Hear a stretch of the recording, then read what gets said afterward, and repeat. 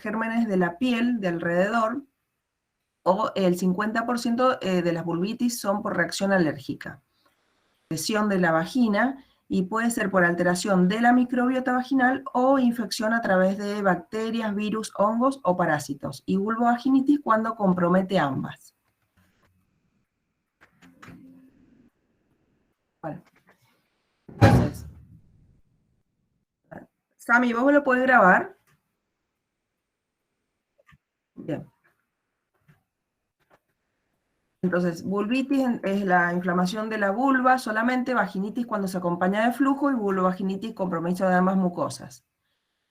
El 50% generalmente es irritativo de estas vulvovaginitis y el resto pueden ser por bacterias, virus, hongos o parásitos. Dentro de las bacterias pueden ser de la piel, bacterias de la piel, de origen intestinal o, en casos de abuso sexual, Neisseria gonorrea.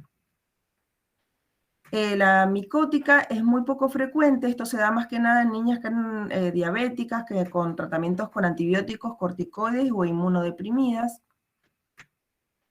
Del tipo de parásitos, esto sí se ve muchísimo en las niñas chiquititas por Oxyurius o en tricomonas en el caso de abuso sexual. Y del tipo viral, virus respiratorios, el herpes o virus de HPV en el caso de transmisión de abuso sexual. Entonces, cuando una niña viene con una vulvovaginitis, hay que hacer un interrogatorio preguntando el tipo de hábitos de higiene, si comparte la cama con alguien, si tiene prurito a nivel de la anal o bruxismo, porque eso te hace sospechar una Oxyurius, parásitos. Hábitos exploratorios, qué actividades físicas practicas, si natación, por ejemplo, bicicleta, si ha tenido recientemente problemas gastrointestinales, diarrea, porque a veces por mala higiene se contamina la vulva, o alguna enfermedad infecciosa respiratoria, o tratamientos con antibióticos, si es sana o es una paciente diabética o inmunosuprimida. Todo este tipo del interrogatorio te va a arrimar al diagnóstico. En el examen físico, la forma de examinar una niña es, recuerden que es una niña que no está estrogenizada, no está desarrollada, entonces es traccionando los labios mayores hacia abajo y hacia afuera. Es la forma de ver el introito. Otra de las posiciones es la posición genopectoral, que es hacia abajo, ahí como lo están viendo, se visualiza mejor la región anal, perineal, vulvar y el introito vaginal. Todo flujo en una niña tiene que ser considerado patológico. Recuerden que es una niña que no está desarrollada, entonces no es normal el flujo en una niña. Entonces hay que saber si ese germen que es patógeno o es parte de la flora habitual de la niña.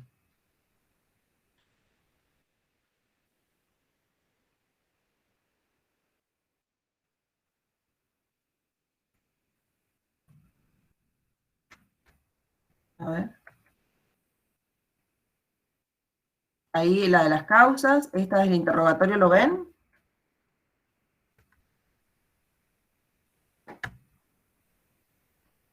A ver, esperen un ratito.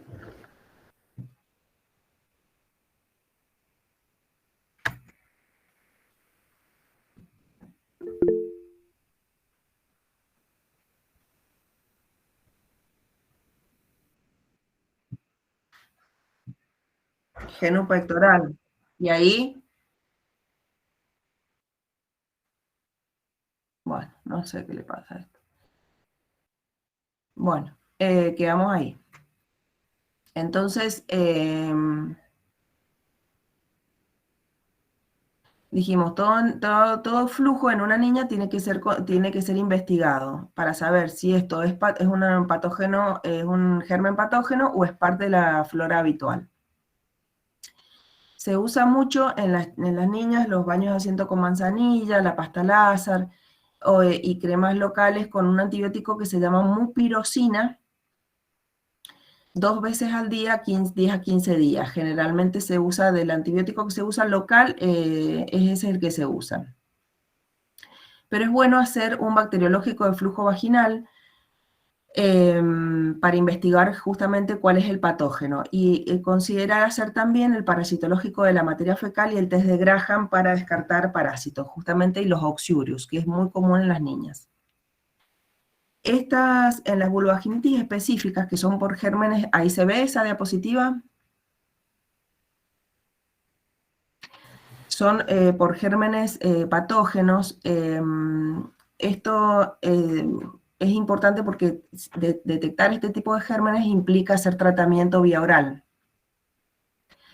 Entonces, de esto lo que es más de especialista este tema, el tratamiento de las específicas, lo que ustedes tienen que tener en cuenta que ante una secreción, o sea, un flujo en una niña, es conveniente derivarla al especialista en ginecología infanto-juvenil. Y cuando aparece algún germen patógeno, hay que hacer de este tipo, hay que hacer un tratamiento antibiótico. Por ejemplo, Streptococcus pyogenes o Haemophilus influenza, el tratamiento es con amoxicilina y generalmente, para que lo recuerden, la amoxi se usa, en general, acuérdense, 50 miligramos kilo día una semana. En la Shigella y la Yersinia aparecen, estos generalmente están acompañadas de diarrea, episodios de diarrea, y el tratamiento es con amoxicilina y trimetoprima sulfa. En el grupo de las vaginosis bacterianas, Gardnerella, Anaerobios, Mobiluncus y Mycoplasma, se trata con metronidazol. No importa que se acuerden las dosis porque eso es de especialista. En tricomonas vaginales, esto es de transmisión sexual y, por supuesto, investigar la situación y el tratamiento de la tricomona siempre es con metronidazol. El caso del Oxurius, el tratamiento es mebendazol, implica un tratamiento familiar, siempre. La Giardia, bueno, otro parásito que se trata con pamoato de pirantelo. Después, en el caso de cándidas, generalmente el tratamiento son cremas locales. El Staphylo aureus es muy común porque se dan generalmente con un germen que está en la piel y ahí se trata con la crema que les mencioné recién, que es la mupirocina al 2%, que es un antibiótico. En el caso de herpes, con cremas con aciclovir, el HPV se trata con, puede ser el imiquimod o podofilino o tricloroacético. Y la Neisseria, gonorrea y clamidia, bueno, son enfermedades de transmisión sexual y ahí hay que investigar justamente el tema del abuso sexual. En el abuso sexual en los niños, siempre en general el agresor es un conocido del ambiente familiar, en general. Bueno, entonces, ¿cuándo tengo que derivar a una niña? Cuando no responde a las medidas habituales de higiene o son vulvovaginitis a repetición, cuando hay flujo, cuando hay un sangrado asociado, cuando hay sospecha de abuso sexual o cuando el flujo es fétido o sanguinolento. Otra de las cosas, de las cosas que vamos a ver como motivo de consulta en las niñas es el desarrollo puberal. El desarrollo puberal comienza, la telarca puede comenzar desde los 8 años, la pubarca desde los 7 años y medios, bueno, y a partir de ahí comienza el desarrollo puberal. Generalmente es menarca, después es pubarca y después es menarca. Esa es la cronología del desarrollo puberal normal. Entonces, promedio, la menarca es a los 10, después una niña que comienza la telarca a los 10, vos le calculás que promedio a los 2 años va a desarrollar la primera menstruación o menarca. Generalmente son 2 años. Se puede extender a 5, pero en general desde la telarca a la menarca son 2 años. Y es telarca, pubarca, el empuje del crecimiento y después la menarca. Entonces, una niña que a los 13 años, que recuerden que es cuando empieza la escuela secundaria, no tiene desarrollo de caracteres sexuales secundarios, ya es una alerta para pensar en un retraso puberal. También es un retraso puberal cuando a los 16 años no tuvo su primera menstruación y cuando no ha completado todos los eventos puberales en 5 años. Yo les dije que generalmente desde la telarca hasta la menarca pasan de 2 a 5 años. Si en 5 años no desarrolla, también se considera un retraso puberal. Eso es importante saberlo, sobre todo en pediatría. Eso lo pasamos. Estos son los estadios de Tanner, del desarrollo. Entonces, el estadio 1 es el infantil, o sea, no tiene vello, no tiene mamas. El estadio 2 en mamas es el botón mamario, y justamente se toca como un botón detrás de la areola y del pezón, y hay un pelo oscuro y rizado en los labios mayores. Ese es el estadio 2. El estadio 3 es cuando el vello llega al pubis, y en mamas es cuando la areola a ver, sácame el perro, por favor, y cerrame la puerta. Y el estadio 3 es cuando entonces hay elevación de la areola junto con la mama. El estadio 4 ya marca un triángulo de base superior al vello pubiano, y en la mama se ve la areola y el pezón sobrelevado. Lo único que me falta ahora, se me mete el perro encima. El estadio 4, entonces el areola y el pezón está sobrelevado del resto de la mama. Y el estadio 5, que ya es la mama adulta, solamente hay elevación del pezón, y la areola vuelve al contorno de la mama, es la mama adulta. Y ya a nivel de vello pubiano llega el vello a los pliegues inguinales. En los prácticos los vamos a ir repasando, me hacen acordar, los vamos a ir repasando los estadios de Tanner del desarrollo. Entonces, ante un sangrado genital, que es otro motivo de consulta en una niña, lo que tenemos que ver es si ese sangrado se acompaña del desarrollo de caracteres sexuales secundarios o no tiene desarrollo de caracteres sexuales secundarios. Si hay sangrado por genitales y no hay desarrollo de caracteres sexuales secundarios, pensamos que puede ser una vulvovaginitis, puede ser un traumatismo de la niña, un abuso sexual, una lesión de la piel, un cuerpo extraño, un tumor funcional de ovario que dé secreciones de estrógeno y que determine el sangrado, y el prolapso de la uretra, que ahí en esa diapositiva se ve la mucosa de la uretra sobresalida, y esa mucosa que no está estrogenizada puede sangrar. Generalmente se usa para el prolapso de la uretra, que se ve bastante en las niñas, baños de asiento con manzanillas, cremas con estrógenos. Y hay una crema con estrógenos que se llama Promestriene, que es la que se usa porque no tiene absorción sistémica, y generalmente se trata con eso. El antibiótico se usa si hay alguna infección agregada de gérmenes de la piel, pero el tratamiento es con estrógenos en el prolapso de la uretra. Puede ser un sarcoma botroide, que es un tumor del tracto genital inferior, que es muy poco frecuente, que da sangrado. Puede ser un tumor funcionante de ovario, que tiene altos niveles libera estradiol, estrógeno, y eso estimula el endometrio sin desarrollo de caracteres sexuales secundarios. Entonces produce sangrado.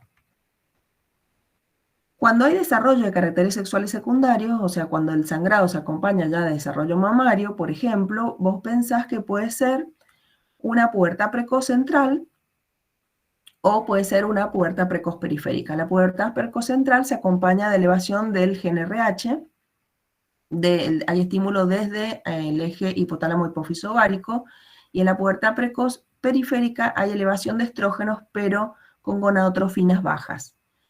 Entonces, en la pubertad precoz periférica puede ser un tumor funcionante de ovario, puede ser que la niña se haya tomado los anticonceptivos de la madre, eso se ve mucho en ginecología infantojuvenil, la niña pequeña se ha visto bastante como motivo de consulta, o un quiste funcionante de ovario.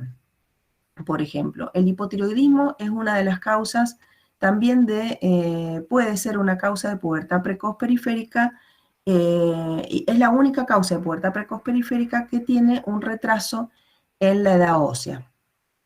Y después también tenemos el síndrome de McCune-Albright, que es un síndrome donde aparecen quistes foliculares autónomos, es una pubertad precoz periférica independiente de la activación del eje hipotálamo hipófiso ovárico. Y no sigue la cronología habitual, o sea, cuando hablamos de pubertad precoz periférica, no sigue la cronología habitual, se refiere a primero la telarca, después la pubarca y después la menarca.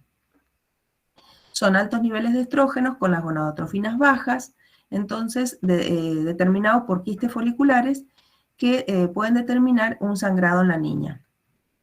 Se ven estas manchas café con leche en la piel y una displasia fibrosa poliostótica.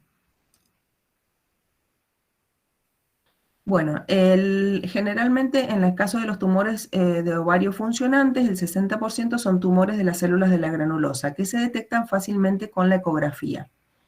Entonces, los órganos periféricos responden a esta estimulación estrogénica y producen un cuadro de pseudopubertad precoz. Eso lo vamos a determinar con la ecografía. Acá está el ejemplo de la niña que se toma las pastillas anticonceptivas y puede aparecer, puede ser por la ingesta de anticonceptivos orales, también puede ser por el pasaje por la lactancia de la madre. Esto cuando las niñas son muy chiquitas, por ejemplo, menos de un año, a veces se ve una telarca y después retrograda espontáneamente, generalmente en un año o a 2, a más tardar retrograda. Se puede ver hiperpigmentación de las areolas, a veces una secreción por genitales, que es la leucorrea, y puede haber un pequeño sangrado. En caso de los quistes foliculares, bueno, lo que hablamos recién es un cuadro de pseudopubertad precoz, puede aparecer telarca y estimulación vulvar con secreción, con flujo, generalmente un flujo clarito, puede haber un sangrado por, hasta cuando ahí se produce la involución del quiste, bajan las hormonas y puede haber un pequeño sangrado, pero la talla y la edad ósea es acorde a la edad cronológica. En el caso de la pubertad precoz periférica, que ya sea de lo que estamos hablando, un quiste folicular, la talla y la edad ósea están acordes a la edad cronológica. En cambio, cuando es una pubertad precoz del tipo central, por estimulación desde arriba, desde el eje hipotálamo hipófiso gonadal, la talla y la edad ósea se aceleran. En el caso que sea una pubertad precoz central, ahí tenemos aceleración de la edad ósea y la talla. Puede haber una telarca precoz como un evento aislado, sin que sea pubertad precoz, simplemente una telarca, que es la aparición del botón mamario antes de los 8 años, y generalmente las causas son desconocidas. Idiopáticas, a veces se ve mucho en las niñas que comen mucho pollo, serían los disruptores hormonales, porque le ponen estos pollos que le inyectan muchas hormonas y eso lo consumen las niñas. La telarca precoz se da más frecuente antes de los 2 años de edad y generalmente se tiene una conducta expectante. Si vemos como único evento la telarca, sin otros signos de desarrollo puberal, mantenemos una conducta expectante y tratamos de sacar de la alimentación las fuentes como el pollo, por ejemplo. Si la telarca es progresiva, aparecen otros signos de estimulación estrogénica, empieza a aumentar la velocidad de crecimiento de la niña o la edad ósea, ahí es donde tenemos que derivar al especialista en endocrinología infanto-juvenil. En la pubarca precoz es la aparición del vello pubiano antes de los 8 años. Entonces, telarca precoz, pubarca precoz, acuérdense los 8 años. Antes de los 8 años se considera precoz. ¿Cuándo puede haber una pubarca precoz? Puede ser idiopática por maduración temprana de la zona reticular de la corteza suprarrenal, o puede ser por andrógenos exógenos, tratamiento, por ejemplo, algunas medicaciones de tipo corticoides, anabólicos, agentes anticonvulsivantes, esto puede provocar pubertad precoz. O, por ejemplo, una hiperplasia suprarrenal congénita no clásica, tumores de ovarios o suprarrenales, pueden provocar una pubertad precoz, una pubarca precoz, el desarrollo del vello. Los tumores de ovario son raros, en general representan del 1 al 5% de los tumores infantiles, generalmente se dan más frecuentemente entre los 9 y 12 años, y alcanzan mayor porcentaje de malignidad en chicas de mayor edad. El tipo histológico de los tumores de ovario en las niñas más frecuentes son los tumores del tipo germinal. Recuerden que los tumores de ovario pueden ser epiteliales, germinales y del estroma. Bueno, los tumores de las niñas son del tipo de células germinales. Uno muy frecuente es el teratoma o disgerminoma. También de ovario son los dos tumores de ovario del tipo germinales más frecuentes que podemos encontrar. Y pueden ser asintomáticos detectados ocasionalmente cuando uno le pide una ecografía a la niña, o puede debutar con dolor abdominal, distensión abdominal, disuria o vómitos, etc. Entonces, cuando la niña consulta por dolor abdominal, siempre habría que hacer una ecografía ginecológica, y si detectamos un tumor o un quiste en el ovario, hay que derivarla. Otro motivo de consulta frecuente en las niñas es la fusión de labios menores. Tiene una frecuencia hasta en un 5 a 7% y se da con mayor frecuencia en niñas más chiquitas, generalmente cuando usan pañales, y está relacionado a bajos niveles de estrógenos. Entonces acá en esta diapositiva, que no sé si la diferencian, hay tres cosas. La primera foto a la izquierda es la fusión de labios menores. La foto del medio es la que está mostrando un himen imperforado, y la foto de la derecha muestra una característica normal del himen con una apertura en la parte superior. La foto, no sé si se ve, si se distinguen las tres fotos. La foto de fusión de labios menores es la foto de la izquierda. ¿Se ve?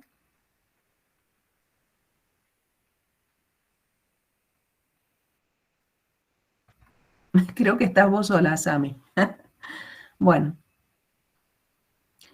en la fusión de labios menores, el tratamiento, el problema de la fusión de labios menores puede tener una conducta expectante. El problema es que haga infecciones urinarias, porque puede haber un residuo de orina y puede haber infecciones urinarias. Si es parcial la fusión de labios menores, directamente se controla. Si es total, conviene separarla, pero se separa con cremas con estrógenos.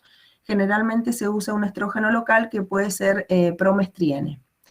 Se hacen con un hisopito como de algodón, se hace masajito sobre la zona ahí donde está fusionado, 2 veces al día, y generalmente al término de una o 2 semanas se separa espontáneamente. De ninguna manera es quirúrgico, de ninguna manera se hacen tracciones bruscas, porque si se irrita, o digamos, si se rompe la mucosa, el tejido, es como que se pega de vuelta, y de ninguna manera es quirúrgico. Esto no es ninguna malformación, simplemente se da en niñas más que nada con un terreno predisponente, que puede ser las niñas que son más alérgicas o que se irritan fácilmente, a veces con el uso del pañal, de la orina, de la materia fecal que irrita, y esta inflamación funciona como plasticola, digamos, se pega. Entonces el tratamiento es cambiar medidas de higiene, fundamentalmente, cambiar el pañal frecuentemente, y se separa entonces con cremas con estrógeno.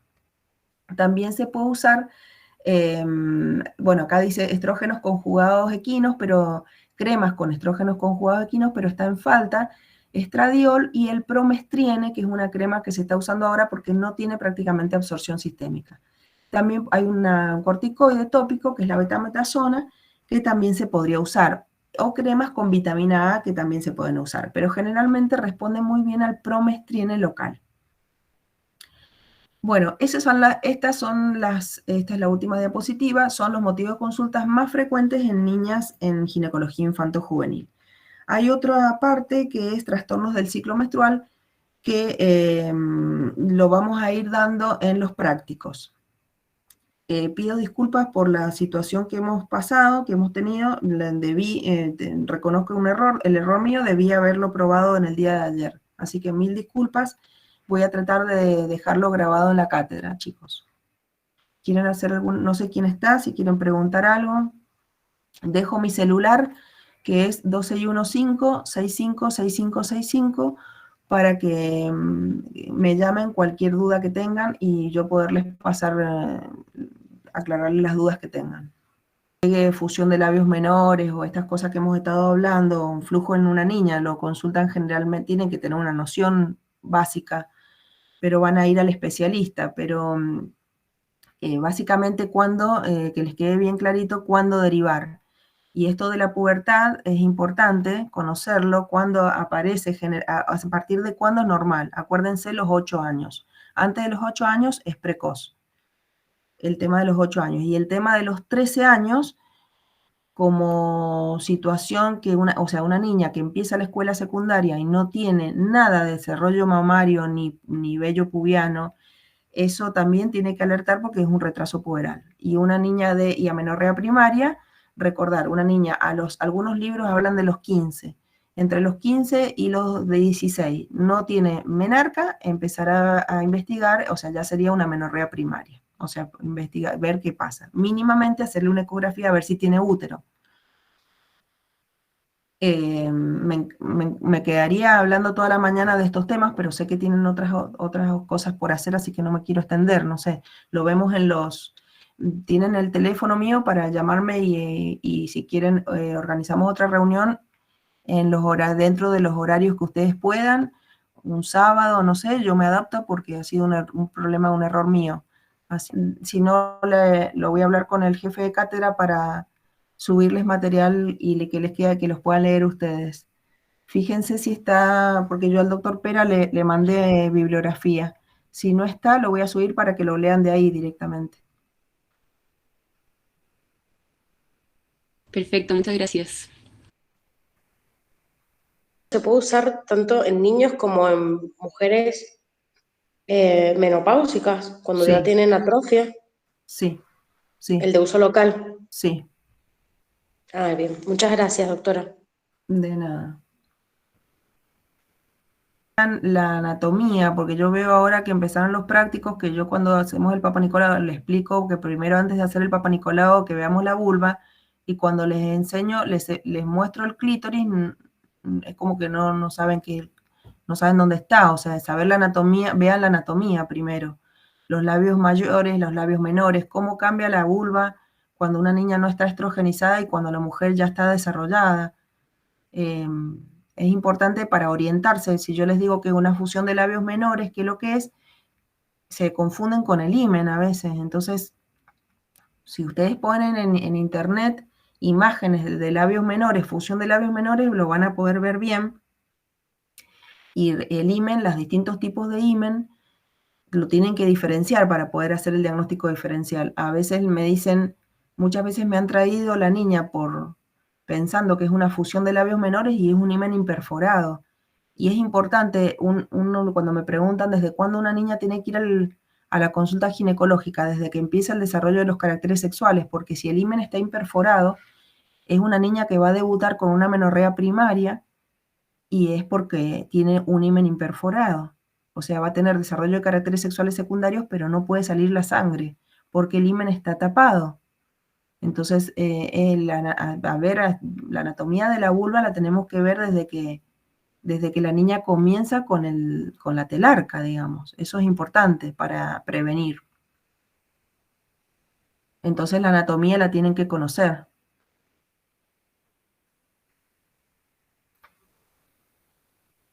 ¿Alguna otra pregunta?